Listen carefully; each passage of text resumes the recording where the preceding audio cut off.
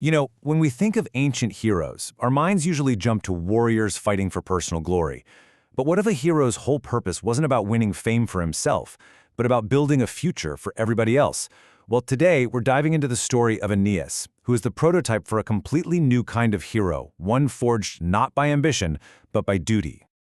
So on one side, you've got your classic Greek hero, right? Think Achilles. He's all about individual honor. Everything is measured by what you can conquer for yourself. His actions are spontaneous, driven by this intense quest for personal glory. But Aeneas, he's different. He's a social man. His primary concern is for others. He isn't trying to be the best just for his own satisfaction. He's using his skills to make sure his entire community survives and thrives. And the one word you absolutely have to know to understand this new model of heroism is pietas. Now, this isn't just about being pious in a religious way. For the Romans, pietas was this deep, profound sense of duty. To the gods, yeah, but also to your family, your people, and your country's destiny.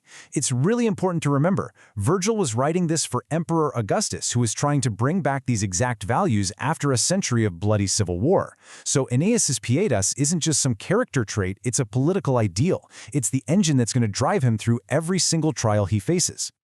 Okay, so with that huge concept of duty in our minds, let's jump into Aeneas's journey. We're going to see how he goes from being a man literally fleeing the ashes of his world to becoming the foundation of a brand new one. So when the story kicks off, Aeneas is, well, he's anything but a stoic hero.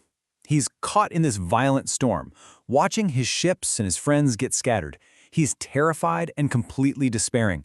This is a traumatized refugee. He's frail, and he's not even fully aware of the massive destiny that's waiting for him.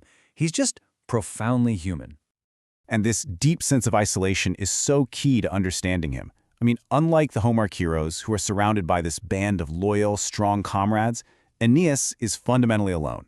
Sure, he's got his young son, his aging father, and a group of exhausted followers. But the weight of this mission, it's all on his shoulders. He has no home, no powerful allies, and a destiny that's still a complete mystery to him. His journey of transformation really starts during the violent fall of his city. So let's get into it. Section 2, The Ghost of Troy. The big question is, can a Homeric-style warrior learn to obey destiny? During the fall of Troy, Aeneas's first instinct is to be that classic Homeric hero. This quote right here, it tells you everything. He wants to fight. He wants to die in a blaze of glory defending his home. He actually believes he could have saved the city all by himself if fate hadn't gotten in the way. He's acting with that same impulsive courage we see in someone like Achilles. And you see this instinct at its most raw when he spots Helen, the woman who started the war, hiding in a temple. His immediate reaction is just pure fury. He's completely overcome with the impulse to kill her right there on the spot. It's that classic Homeric reaction of personal vengeance against what he sees as a massive injustice. This is his inner rage, his furor, just boiling over. But he doesn't do it. Just as he's about to act, his mother, the goddess Venus, literally appears and stops him. She forces him to see the bigger picture, that his real duty, his pietas, isn't about getting revenge. It's about saving his family. He has to restrain his personal fury to serve his much larger destiny. And this is one of his first, and probably one of his hardest lessons. Now that conflict between personal desire and public duty, it gets dialed up to 11 in Carthage. This becomes the ultimate test for Aeneas. Let's move to Section 3, Love versus Duty. And this brings us to the absolute heart of his time with Queen Dido. It really boils down to this. Can a hero choose his own happiness over a mission that will shape history? I mean, in Carthage, Aeneas finds love, a potential home, a chance at peace, basically everything a person could ever want. But is that what he's allowed to have? The two paths in front of him couldn't be more different.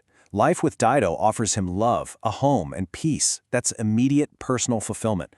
But the path of his mission, that only promises more struggle, more pain, all for a legacy he will never, ever get to see for himself. He is completely torn, and he suffers so deeply, even wanting to comfort Dido as he's getting ready to leave her. His decision to leave her is just agonizing. It leads directly to her tragic death, and for a lot of people, it makes him seem cold and heartless. But inside the poem's value system, this choice is the ultimate demonstration of pietas. He places his fated duty to found Rome above his own deepest emotions. He becomes the living embodiment of the Roman ideal that the greatness of the state depends on individual self-sacrifice. All this suffering. It has to mean something, right?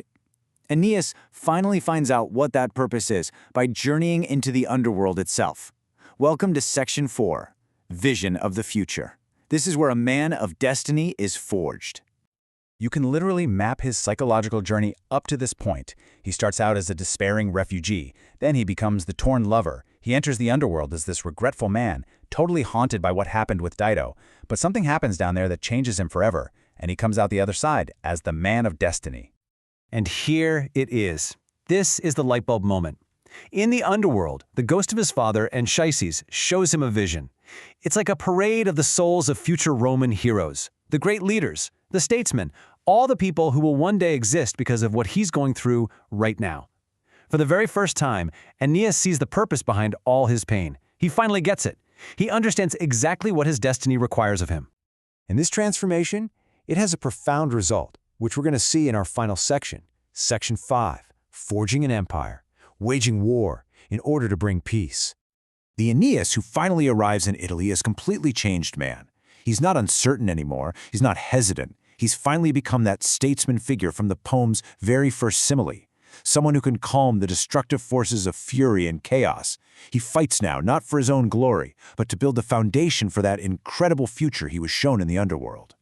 His personal mission has now completely merged with the historical and philosophical mission of Rome itself, at least as Virgil saw it, to fight a war in order to bring a lasting peace. He wages war not to conquer, but to create order and to build a civilization. And this leaves us with one last question to think about. Through the entire journey of Aeneas, from a despairing refugee to the founder of a civilization, Virgil is really forcing us to ask, what is the true measure of a hero? Is it what they conquer for themselves, or is it what they build for others?